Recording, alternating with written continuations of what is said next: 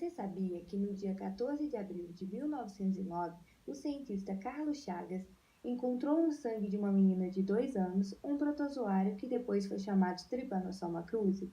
A descoberta foi feita na cidade de Lacense, em Minas Gerais. Existe aproximadamente 12 milhões de portadores da doença crônica de Chagas nas Américas e cerca de 2 a 3 milhões no Brasil. Dos 70 milhões que constitui a população de risco, distribuído por 21 países da América Latina, dos infectados, cerca de 14 mil morrem a cada ano.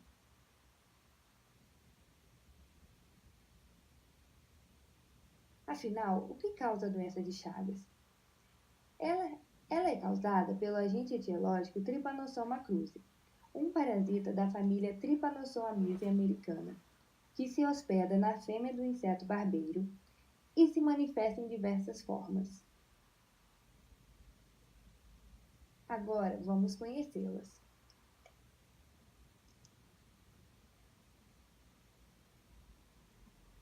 Tripomastigota, fase extracelular que circula no sangue. Apresenta flagelo que serve para locomoção, tem núcleo, é unicelular, forma quase achatada e membrana ondulante em toda a extensão lateral do parasito. O cinetoplasto, onde tem o DNA mitocondrial, se localiza na extremidade posterior do parasito. Este estágio evolutivo está presente na fase aguda da doença, constituindo a forma infectante para os vertebrados e invertebrados.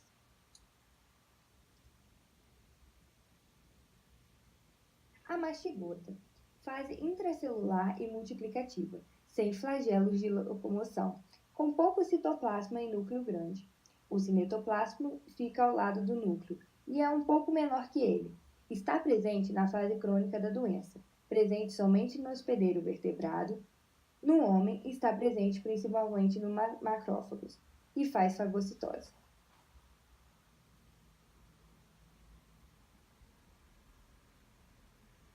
Epimastigota é a forma encontrada no tubo digestivo do vetor. Não é infectante para os vertebrados. Tem forma fusiforme e apresenta o cinetoplasma junto ao núcleo. Possui flagelo que não acompanha todo o corpo e membrana ondulante. Só está presente no inseto. No invertebrado é epimastigota, evolui para tripomastigota e é liberado para tripomastigota metaciclo. E como funciona o ciclo? Ao se alimentar, primeiramente vou falar do ciclo no vetor. Ao se alimentar de um indivíduo contaminado, o barbeiro ingere o tripomastigota sanguíneo, que segue pelo trato digestório do inseto. O protozoário se transforma na forma epimastigota no estômago, que sofre suas divisões binárias. Ele se transforma em tripomastigota metaciclo no intestino e essa é a forma liberada pelas fezes do intestino junto com a urina.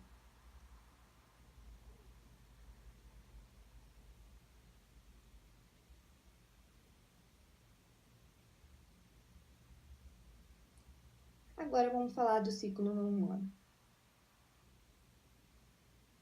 Um inseto faz seu repasse sanguíneo, geralmente na face. O ser humano coça e entra pela corrente sanguínea o tripomastigota metacíclico. É englobado pelo macrófago.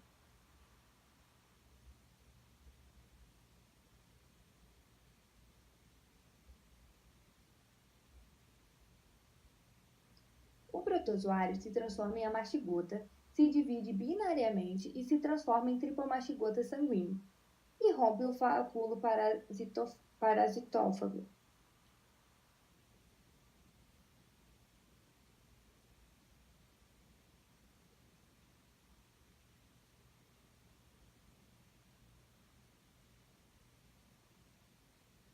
Saindo para a circulação sanguínea.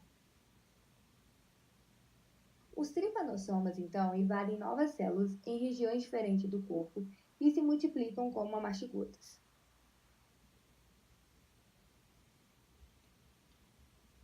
A doença de Chagas se encontra em duas fases. Na fase aguda, há uma maior quantidade de parasita na corrente sanguínea. Esta fase geralmente é assintomática, porém pode apresentar alguns sintomas como área avermelhada e inchada, chamada de chagoma, e quando a picada é próxima ao olho, é conhecida como sinal de Romano. Essa fase pode apresentar sintomas como mal-estar indefinido, febre, ínguas espalhadas por todo o corpo, inchaço do fígado e baço, miocardite aguda que provoca taquicardia. Já na fase crônica, o paciente pode estar desde assintomático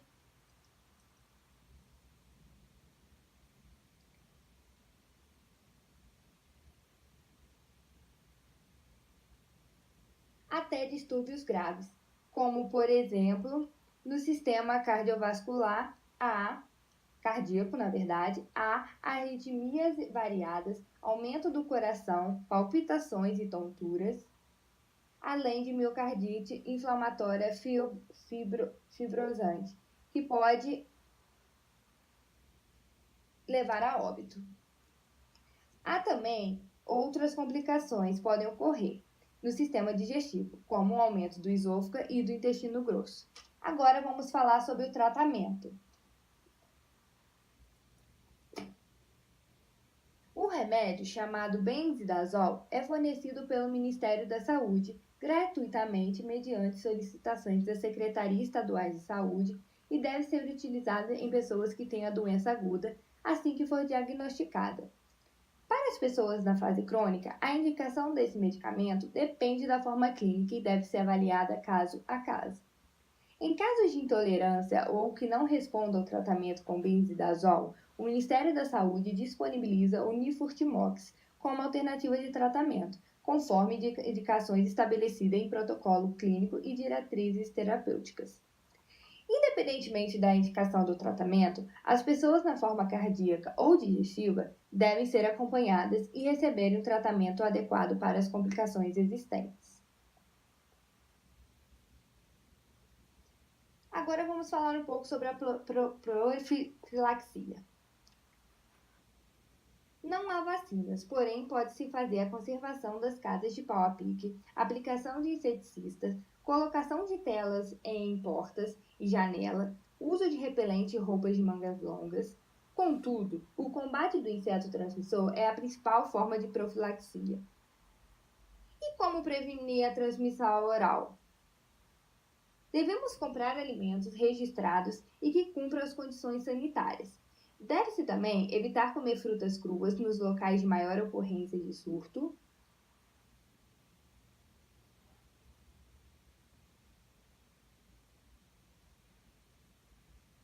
E preparações líquidas congeladas.